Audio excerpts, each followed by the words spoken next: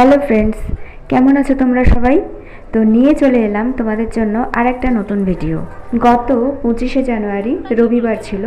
তো ওই রবিবারের দিন আমরা কয়েকজন ফ্রেন্ডস মিলে একটা পিকনিক অ্যারেঞ্জ করে ফেললাম।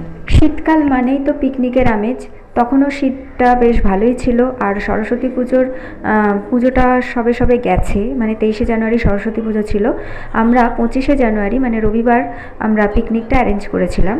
এখন যখন আমি ভিডিওটা পোস্ট করছি, এখন ঠান্ডা একটু কমে এসছে, কিন্তু তখন কিন্তু বেশ ঠান্ডাই ছিল।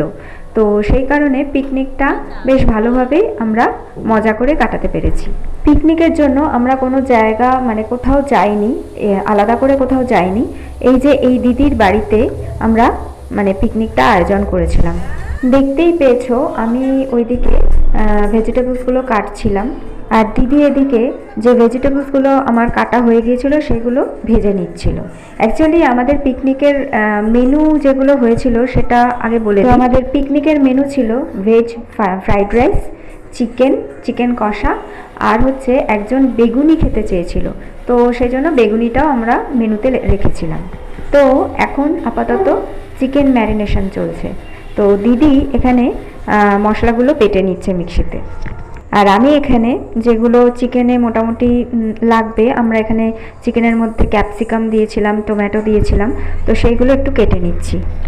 তো দেখো এখানে আমরা চিকেনটা ম্যারিনেট করে নিচ্ছি, মানে আমি ম্যারিনেশনের কাজটা আমিই করছি, আর দিদি আমাকে একটু হেল্প করে দিচ্ছেন। জানোই তোমরা সব চিকেন ম্যারিনেশন করার জন্য কি কি মশলাপাতি লাগে। আমি তো এখানে রান্নার ভিডিও করছি না, আমি সেজন্য আর বলছি না। মোটামুটি মশলাপাতি সমস্ত রকমের দিয়ে আমি চিকেনটা ম্যারিনেট করে নিচ্ছি। আমার ছেলেও কিন্তু এখানকার মেম্বার, মানে আমাদের পিকনিকের মেম্বার, সেও কিন্তু কিছু কাজ করে দিচ্ছে আমাদের জন্য।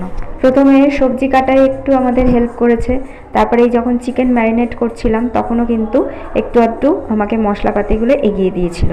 আমরা যে কজন মিলে পিকনিকটা করছিলাম সবাই আমরা খুব কাছাকাছিই থাকি।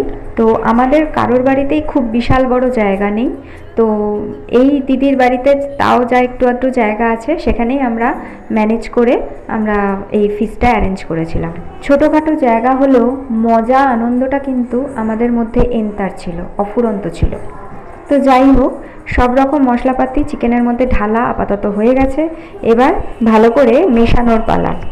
সব রকম মশলাপাতি দেওয়া হয়েছে, কিন্তু তেলটা দেওয়া হয়নি, তেলটা দিতে ভুলে যাওয়া হয়েছিল। সেই জন্য দিদি তেলটা দিয়ে দিল, আমি আবার মেশাতে শুরু করলাম। সঙ্গে যে সবজি পেঁয়াজ গুলো কাটা ছিল সেগুলো এর মধ্যে মিশিয়ে দেওয়া হলো। দেখো চিকেন কষা নানাভাবে রান্না করা যায়, তো আমাদের যাতে বেশি সময় না লাগে সেজন্য আমরা এইভাবে করে নিচ্ছি। কারণ পিকনিকে তো শুধু রান্না করলেই চলে না, একটু আনন্দ মজাও করতে হয়। যদিও আমরা এই রান্না করার সঙ্গে সঙ্গেই দারুণ মজা করছিলাম। তো যাই হোক, আমার চিকেন ম্যারিনেশন কমপ্লিট হয়ে গেছে। সেটাকে কিছুক্ষণ রেখে এবার আমরা চিকেনটা রান্না করে নিচ্ছি।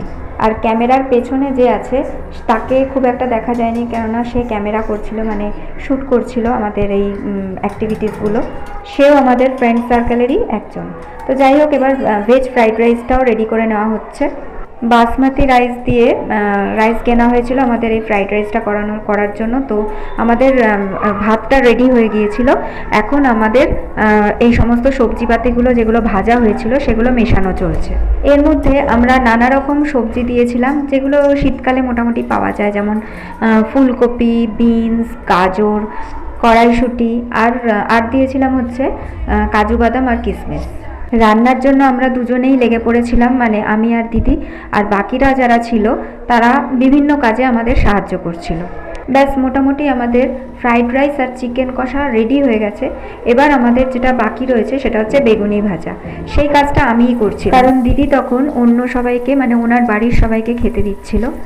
কারণ যেহেতু আমরা ওর বাড়িতেই পিকনিকটা অ্যারেঞ্জ করেছিলাম, ওর বাড়ির মেম্বাররাও কিন্তু আমাদের এই পিকনিকের মেম্বার ছিল, সেজন্য দিদি চলে গিয়েছিল তাদের খেতে দিতে, আর আমরা বাকি কাজটা করে নিচ্ছিলাম যাতে গরম গরম বেগুনিগুলো খেতে পারি। দেখো আমি একদম তেলে ভাজার দোকানের মতন বেগুনিগুলোকে ভেজে নিচ্ছি, একদম ফুলছে, প্রত্যেকটা বেগুনি কিন্তু খুব সুন্দর করে ফুলেছিল। তো বন্ধুরা, আমাদের রান্না বান্না কিন্তু একদম কমপ্লিট হয়ে গেছে। এবার হচ্ছে খাবার পালা। আমরা খেতেও বসে গেছি। এরকম ছোটোই বারান্দা, সেই বারান্দার মধ্যে আমরা কিন্তু বেশ ভালোভাবেই খেতে বসে গেছি। আর লাস্ট পাতে মিষ্টি জাতীয় কিছু থাকবে না তা কি হয়? তো আমাদের কারোরই ঠিক মিষ্টিটা পছন্দ ছিল না। তো মিষ্টি বলতে আমরা কিন্তু আইসক্রিম কিনে এনেছিলাম, সেই আইসক্রিমটাই কিন্তু আমরা র্যালিশ করে খেয়েছিলাম। তো বন্ধুরা, ভিডিওটা কেমন লাগলো অবশ্যই জানিও। ভালো থেকো, সুস্থ থেকো, দেখা হচ্ছে আবার পরবর্তী ভিডিওতে। ততক্ষণের জন্য টাটা।